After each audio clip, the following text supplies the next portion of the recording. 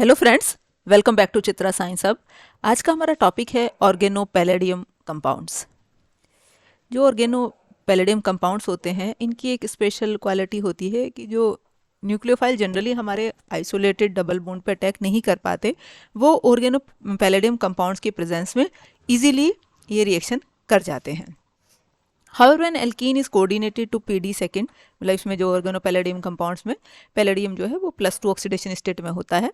When alkene is coordinated to palladium second, many nucleophiles such as water, alcohol and carboxylate can attack the complex alkene from side opposite to palladium.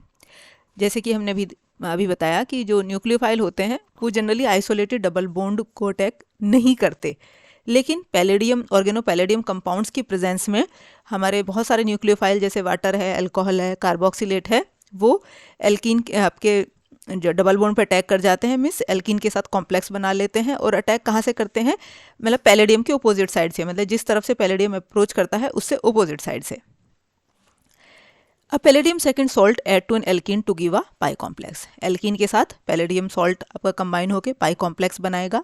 Attack of nucleophile on the complex alkene yield sigma complex. अब इसके ऊपर क्या है आपका, इस पाई complex के ऊपर nucleophile attack करेगा और न्यूक्लियोफाइल अटैक करके क्या बना लेगा? एक सिग्मा कॉम्प्लेक्स बना लेगा, which decomposes by beta hydride elimination to reveal the substituted alkene and palladium second. अब इसके अंदर फिर क्या होगा? बीटा हाइड्राइड एलिमिनेशन होगा। बीटा हाइड्राइड एलिमिनेशन होने से क्या है कि जो अपना का पीडी सेकेंड ये और साथ में क्या है? Substituted alkene. अब हम देख रहे हैं इस एल्कीन के साथ यहाँ एक न्यूक्लियोफाइल अटैच हो गया है, जो नॉर्मल कंडीशन में पॉसिबल नहीं था। तो आपका जो है बीटा हाइड्राइड एलिमिनेशन से हमें क्या मिल गया? सब्स्टिट्यूटेड एल्कीन मिल गया और पीडी सेकेंड हमारा वापस पीडी सेकेंड के फॉर्म में हमें मिल गया। अब वापस से इससे हमारा फिर हम और जो है ऑर्गेनोपैलेडियम जो है आपका कंपाउंड है वो हम कैसे लेंगे? इससे क्या होगा? Reductive elimination of a proton. इसमें क्या एक रिडक्टिव एलिमिनेशन होगा प्रोटोन का। मीन्स क्या है? एक प्रोटोन यहाँ से क्या है आपका प्रोटोन निकल जाएगा, प्रोटोन के साथ क्या है यहाँ से HCl भी निकलेगा, सॉरी Cl भी निकलेगा, तो ये HCl के फॉर्म में बाहर, तो ये क्या रह जाएगा? खाली पीडी, दो लिगेंड लगे हुए हैं L2। Reductive elimination of a proton and a chloride leads to PD0। अब क्या हो जाएगा? वो पैलेडियम का जो ऑक्सीडेशन स्टेट चेंज हो जाएगा, PD0 में आ जाएगा। PD0 does not complex to next alkene. अब इस स्टेट में वो नेक्स्ट एल्कीन के साथ क्या है? अटैच नहीं हो सकता। Therefore an external oxidant is required to convert PD0 to PD second. अब पहले हम इसे इसकी ऑक्सीडेशन स्टेट PD0 से PD2 करनी होगी। वो कैसे होगा? एक हमें बाहर से क्या है एक्सटर्नल ऑक्सीडेंट हमें देना पड़ेगा। अब इस केस में क्या है? हमारा जो ऑक्सीडेंट हम ले रहे हैं वो क्या ले रहे हैं? CuCl2, जो कॉपर सेकेंड ऑक्सीडेशन स्टेट में जो है इसे PD0 को PD सेकेंड ऑक्सीडेशन स्टेट में कन्वर्ट कर देगा। और इस तरह से क्या है? हमारी साइकिल कंटिन्यू होती रहेगी। ये फिर से हमारा नेक्स्ट एल्कीन के ऊपर अटैक कर पाएगा, जो नॉर्मल कंडीशन में भी ये या इस स्टेट में नहीं करता। तो हमें क्या करना पड़ रहा है? उसका ऑक्सीडेशन करना पड़ रहा है। और इसमें जो ऑक्सीडेंट यूज़ कर रहे हैं वो CuCl2 कर रहे हैं, तो CuCl2 का इसमें ये रोल होता है। An industrial process for the manufacture of aldehyde from ethylene uses soluble palladium catalyst। एक इंडस्ट्रियल मेथड है जिसमें हम इथाइलिन से एसिटाल्डिहाइड बनाते हैं, जिसे वेकर्स प्रोसेस कहते हैं। इसमें भी हम क्या है? पैलेडियम कैटलिस्ट का यूज़ करते हैं। The method involve the treatment of ethylene with cupric chloride. इस मेथड में क्या है?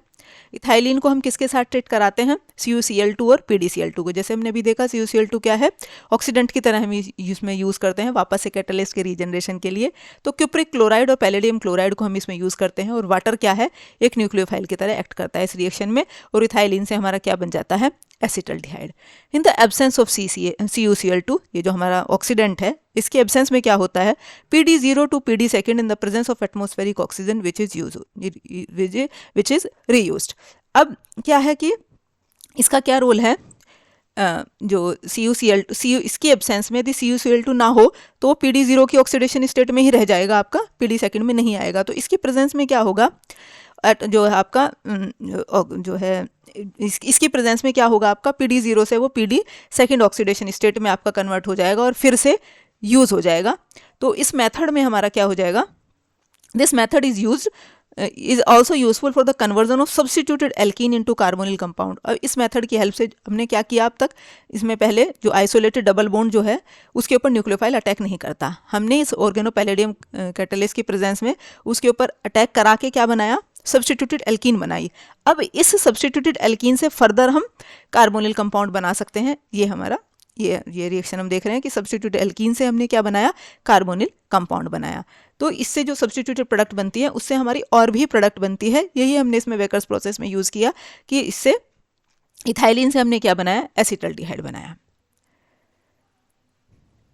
अब इस रिएक्शन का मैकेनिज्म क्या है, जो sigma complex release the enol form क्या है, पहले क्या है, जैसे हमने भी देखा एल्कीन के साथ मिलके ये एल्कीन के ऊपर अटैक करेगा, हमारा क्या है ये PDCl2, और ये न्यूक्लियोफाइल की तरह काम करेगा H2O, तो ये क्या बना लेगा, एक सिग्मा कॉम्प्लेक्स बना लेगा। The sigma complex release the enol form in beta hydride elimination step. Beta hydride elimination step में क्या करेगा, वो एक इनोल फॉर्म को आपका रिलीज करेगा। ये कि फिर क्या हो जाएगा, इनोल फॉर्म हमारी क्या है, रीअरेंज होके कीटो फॉर्म में हो जाएगी। तो ओवरऑल जो रिएक्शन है वो हाइड्रेशन है टर्मिनल एल्कीन का। टर्मिनल एल्कीन का हमने हाइड्रेशन किया, जो ओवरऑल रिएक्शन हमारा ये है। In the reaction of alkene with PDCl2 CuCl2, the attack is at more substituted carbon to give the ketone. इसमें क्या है, यदि जो हमारा रिएक्शन होता है, यदि जो है एल्कीन हमारी इस तरह की है कि मतलब दो जगह हमारा डबल बॉन्ड प्रेजेंट है, तो उस केस में क्या होगा कि जो ज़्यादा सब्स्टिट्यूटेड कार्बन एटम होगा वहीं से हमारा कीटोन बनेगा। मतलब क्या है कि मोर सब्स्टिट्यूटेड कार्बन एटम के ऊपर वो हमारा अटैक करेगा। और यदि हम मतलब इस तरह की कोई डाइन लें, मतलब जिसमें बराबर बहुत सारे डबल बॉन्ड हो, जैसे कि हम एग्जांपल देख रहे हैं, इसमें हमारे क्या है, दो डबल बॉन्ड है, तो उस केस में जो टर्मिनल बॉन्ड है वो अटैक होगा। तो इस वाले डबल बॉन्ड के बजाय इस वाले डबल बॉन्ड पे हमारा अटैक होके आपका कार्बोनिल कंपाउंड बनेगा। तो टर्मिनल पोजीशन वाले को अटैक करता है यदि दो डबल बॉन्ड हमारे प्रेजेंट हो तो। अब यदि एल्कीन का हैलाइड के साथ कपलिंग रिएक्शन हो पैलेडियम सेकंड कैटलिस्ट की प्रेजेंस में, तो एक नई एल्कीन बनती है, और इस रिएक्शन को हम कहते हैं हैक रिएक्शन। मतलब क्या हुआ हैक रिएक्शन, इसमें जो है एल्कीन, एक एल्कीन की कपलिंग होती है एक हैलाइड के साथ, एल्कीन की कपलिंग हो रही है एक हैलाइड के साथ। पैलेडियम इसमें जीरो ऑक्सीडेशन स्टेट में होता है, PD0 में होता है, और क्या बनता है, एक नई एल्कीन बन गई। अब इसका जो R ग्रुप है वो यहाँ जुड़ गया और ये हमारा HX के फॉर्म में बाहर। The base use in hack reaction में बी माइल्ड, जो बेस हम इसमें यूज़ करते हैं वो माइल्ड हो सकता है, जैसे जो है ET3N और एक्वस सोडियम कार्बोनेट, ये हम क्या है बेस के फॉर्म में यूज़ कर सकते हैं। The hack reaction is one of the most synthetically useful palladium catalyst reaction. इसके हमारी बहुत ज़्यादा सिंथेटिक यूटिलिटी है, और इसकी वजह से it is use for the arylation of alkene to give styrene derivative. और इसमें हम क्या है, एल्कीन्स का एराइलेशन कराते हैं और क्या बनाते हैं, आपकी सब्स्टिट्यूटेड जो है स्टायरीन बनाते हैं। अब इसमें क्या है, इस टर्मिनल वाले पॉइंट पे यहाँ अटैक होगा और इसका पीएच ग्रुप जो है यहाँ जुड़ जाएगा, तो क्या बनेगा, स्टायरीन के डेरिवेटिव हमें इससे मिल जाते हैं। तो इस हैक रिएक्शन की हमारी क्या है, बहुत ज़्यादा सिंथेटिक यूटिलिटी है। ये था हमारा आज का टॉपिक। Thank you.